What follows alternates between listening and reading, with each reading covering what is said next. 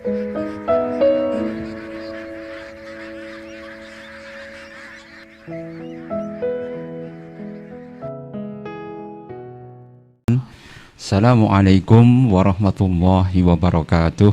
Waalaikumsalam warahmatullahi wabarakatuh. Alhamdulillahilladzi arsala rasulahu bil huda wa dinil haq liyudhhirahu 'alad dini kullih wa kafa billahi shahida.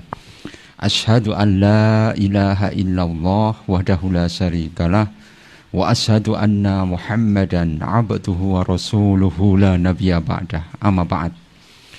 Fayyuhal hazirun ma'asyiral muslimin, Bapak Ibu kadang kinasih Asa FM ingkang diberkati Allah Subhanahu wa taala.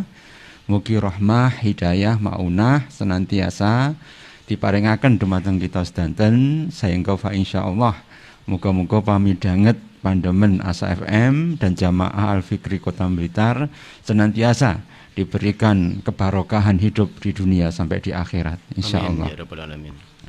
Bapak Ibu ingkang minulya, kita lanjutaken kajian kita inggih menika pengajian tentang Nasaikhul Ibad sampai dumateng makalah ingkang nomor 16.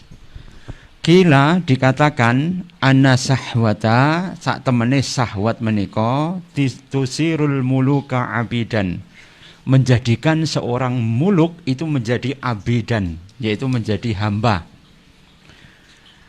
Wasabra yusirul abida mulukan, sedangkan kesabaran itu akan mengubah seorang hamba itu menjadi raja.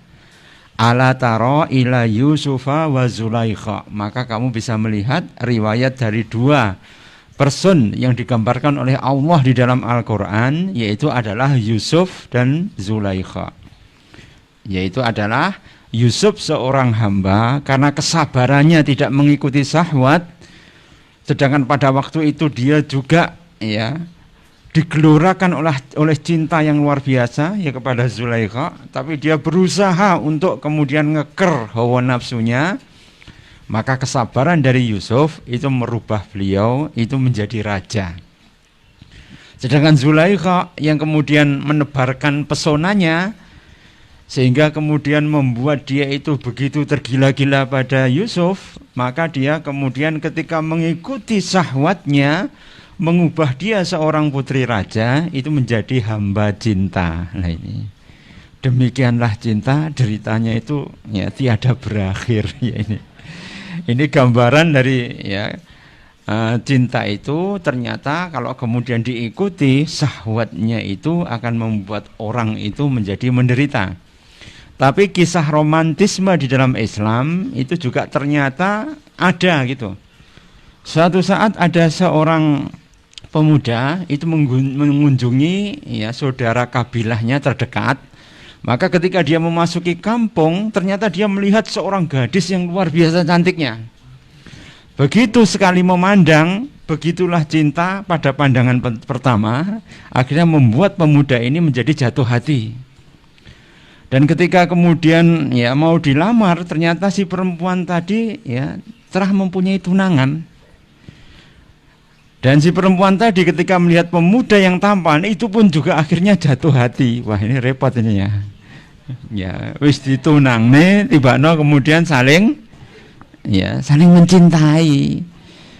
Akhirnya kemudian ketika pemuda itu melamar, alangkah kecewanya ternyata sudah didahului oleh anak pamannya dari perempuan tadi, sehingga akhirnya kemudian dia patah hati. Tapi dia menahan gelora cintanya, berusaha untuk tidak bermaksiat, berusaha untuk tidak membawa lari, tidak membawa lari atau kawin lari pada si pemudi tadi. Maka dia meninggalkan sambil terus bermunajat pada Allah supaya meredamkan gejolak cintanya. Nah ternyata si pemudi tadi ternyata dia juga begitu menanggung rindu yang luar biasa. Akhirnya dia berdoa pada Allah, biarlah kami dipertemukan di surga saja. Dia meminta keputusan kepada Allah Subhanahu wa taala, dan Allah memberikan keputusannya. Ternyata si pemudi tadi kemudian meninggal. Dan ketika meninggal, maka kemudian selang beberapa saat ternyata kemudian berita ini sampai ke pemuda tadi. Sehingga si pemuda tadi kemudian ya dengan hati yang remuk redam mendengar kekasihnya telah meninggal, belahan hati ya, harapan yang dia dambakan, akhirnya dia kemudian datang ya ke kuburannya tadi, dan kemudian dia berdoa pada Allah ya supaya kemudian ya sudah, aku ingin bertemu ya dengan kekasihku. Nah, akhirnya kemudian membuat dia pun dicabut nyawanya oleh Allah, dua-duanya itu kemudian meninggal. Nah, jadi cerita ini Rasulullah diberikan kabar oleh ya Allah melalui malaikatnya bahwa sesungguhnya dua pemudi tadi karena bermujahadah ketika cinta tidak ya bersambut, maka ternyata membuat dia keduanya bisa masuk surga hanya gara-gara meredam ya rasa rindu dan cinta itu kepada kekasihnya.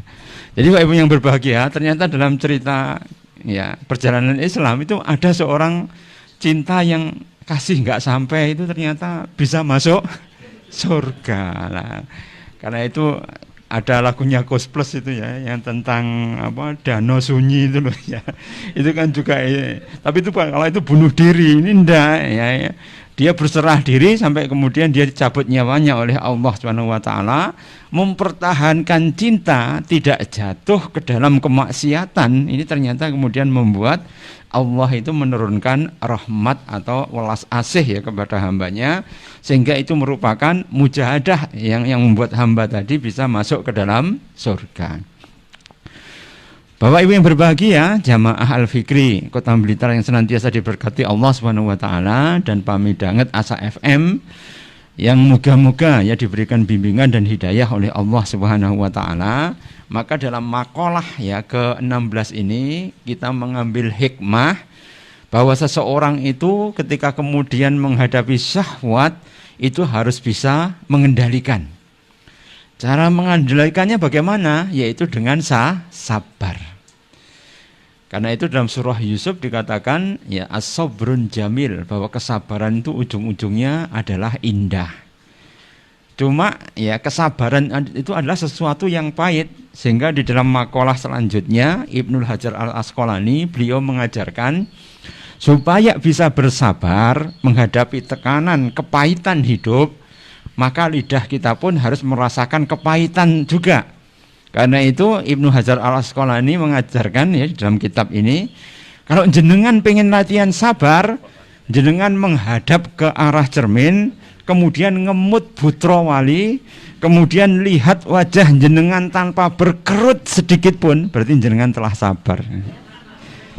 Ini kata beliau di dalam ya ketika melatih kesabaran. Karena itu kita harus bersabar menghadapi dunia ya, karena pada hakikatnya cinta yang luar biasa dari ya, dua pasang pemuda atau pemudi itu bergelora, itu namanya mawaddah. Tapi mawaddah itu menurut penelitian para ya, ahli psikologi, ternyata cinta yang menggelora dalam sebuah perkawinan itu bertahannya cuma 2 tahun pertama, paling pol sampai 4 tahun pertama. Setelah itu kemudian rasa cinta itu menjadi menurun, datar. Karena itu dalam Islam ketika kita menuju kepada pelaminan atau menuju kepada keluarga rumah tangga, maka yang harus didahulukan bukan mawaddah, tapi adalah as-sakinah. Karena sakinah itu akan membuat jiwa kita enggak kemerungsung, jiwa kita itu tidak akan bercabang, jiwa kita itu akan qanaah, jiwa itu kita tenang dengan keputusan dari Allah Subhanahu wa taala. Apapun yang terjadi, kita kemudian bisa memelihara cinta mawaddah yang menggelora tadi. Tapi lagi-lagi mawaddah itu akan hilang setelah 2 tahun. Bagaimana cara memelihara selanjutnya? Ternyata masih ada satu, yaitu adalah rahmah. Karena itu ya di dalam ya, surah Rum itu dikatakan ya sakinah, mawadah, warahmah ya, Ar-Rum 21 itu Allah mengisyaratkan di situ supaya dalam kehidupan rumah tangga itu harus didahului dengan sakinah. Lah sakinah itu tidak akan muncul kecuali ya dia mengikuti apa-apa ya yang diajarkan oleh Allah dan Rasulnya melalui apa? Ayat-ayatnya, yaitu Al-Quran. ya tidaklah seseorang ya yang berkumpul ya dari rumah Allah, kemudian waya tadarasunahu, kemudian dia tadarus tentang ayat-ayat Quran, ya illa alaihimus sakinah, kecuali Allah akan menurunkan sakinah. Jadi sakinah itu hanya turun ketika manusia itu mengikuti apa-apa yang diwahyukan oleh Allah Subhanahu wa taala. Baru ketika kemudian dia mengikuti gharisah. Gharisah itu adalah insting dari rasa cintanya tadi, maka cintanya tadi akan menjadi terbimbing. Kalau remaja sekarang kan enggak ya. Begitu sudah kemudian menikah, ternyata frekuensi keyakinan, frekuensi akidah, frekuensi keimanannya itu enggak disamakan. Begitu sudah rumah tangga, akhirnya terjadi ya pergesekan. Karena apa? Tidak dipersiapkan sakinahnya itu dengan Nah inilah kenapa kita ketika meniti rumah tangga maka harus melalui sakinah dulu. Karena kalau sakinah ketika harus menghadapi badai rumah tangga yang luar biasa, maka mereka bisa bersabar. Karena apa? Sakinah terlebih dahulu, tenang terlebih dahulu, imunitas daya tahannya lebih kuat.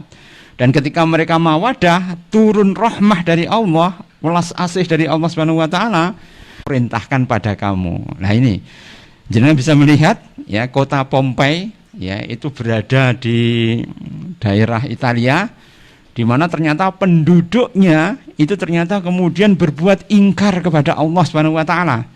Karena ingkar pada Allah, maka kemudian Allah meletuskan gunung Vesuvius yang membuat orang Pompei itu kemudian terkubur hidup-hidup.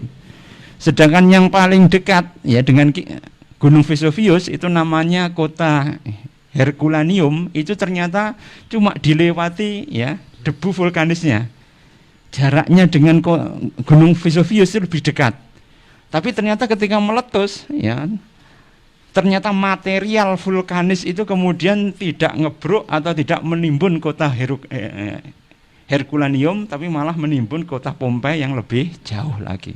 Siapa yang membawa material vulkanis tadi? Terbang kemudian ya menguruk ya kepada kota Pompei, tapi tidak ya menghancurkan kota yang terdekat. Itu menunjukkan pada kita bahwa Allah kalau sudah berkehendak, ternyata mata bencana itu mempunyai matanya masing-masing. Karena itu Bapak Ibu yang berbahagia dan dirahmati Allah Subhanahu wa taala, ternyata kota Pompei itu baru ditemukan pada abad ke-20. Sedangkan dia kejadiannya itu pada tahun 70 Masehi. Bayangkan ya. 70 Masehi tertimbun sampai abad ke-20. Ini sesuatu yang luar biasa. Sampai sekarang satelit Amerika ketika melihat kota Sodom atau Sidom itu ternyata berada di bawah danau. Dan airnya itu sampai sekarang masih beracun. Sehingga kalau ada orang yang minum di dalamnya bisa ya terjadi keracunan. Ya, ini adalah merupakan qit'atun minal azab, ya bagian daripada azab dari Allah Subhanahu wa taala yang kejadiannya sudah berabad-abad yang lampau, tapi kemudian tazkirah atau peringatannya itu harus kita gatekkan sampai sekarang.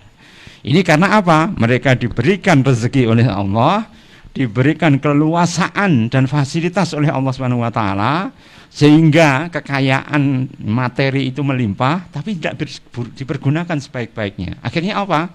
Allah kemudian memberikan bencana yang luar biasa tadi.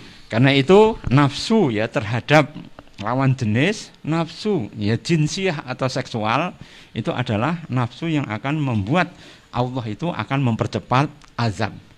Tidak ada dua hal, la yu'adzibani, tidak akan ada azab yang datang secara tiba-tiba kecuali karena dua hal. Apa itu? Uququl walidain ya wal baghyu. Uququl walidain itu kalau mereka itu durhaka kepada kedua orang tuanya, dan yang kedua itu adalah al baghyu, perzinaan. Jadi kalau sudah perzinaan itu azab itu ya yu'ajjilun, itu akan disegerakan oleh Allah Subhanahu wa taala. Karena itu Bapak Ibu yang berbahagia, maka dalam makalah ini kita diajarkan untuk bisa mengendalikan hawa nafsu. Karena itu Allah berusaha untuk kemudian ya supaya hawa nafsu itu tidak berkobar kemudian menimbulkan bencana, maka ada institusi yang namanya perkawinan. Dan perkawinan itu kan mudah saja, cuma akad ya, kemudian dihadapkan ya seorang penghulu, kemudian ada saksinya, uang maharnya pun ya Rasulullah pernah mencontohkan hanya dengan menggunakan ya sirwal hadid ya. Hadid itu ya hanya menggunakan cincin khotamul hadid ya, khotam itu adalah cincin besi sekalipun ternyata diperbolehkan. Saking untuk memudahkan orang itu bisa menikah. Ketika kemudian orang itu sudah ya bisa menikah ya, kemudian Allah kemudian melegalkan hubungan ya laki perempuan itu hanya sah dengan menggunakan ikatan yang kuat, misakon ghalidon, itu hanya dengan akad saja. Itu sesuatu yang sangat mudah. Yang mudah tadi mengandung tanggung jawab, yang tanggung jawab itu ternyata penuh rahmah ya, penuh dengan welas asih dari Allah Subhanahu wa taala. Dalam Quran dijanjikan barang siapa yang menikah yughnihumullahu min fadlihi, maka Allah akan mengkayakan dengan kelebihan atau keutamaan dari Allah Subhanahu wa taala. Janji ini kan enak ya. Wis nikah dikayakan, diberikan jalan keluar yang merupakan pondasi ketakwaan yang luar biasa, nisfuddin, setengah daripada agama. Ini karena apa? Bisa mengelola hawa nafsu.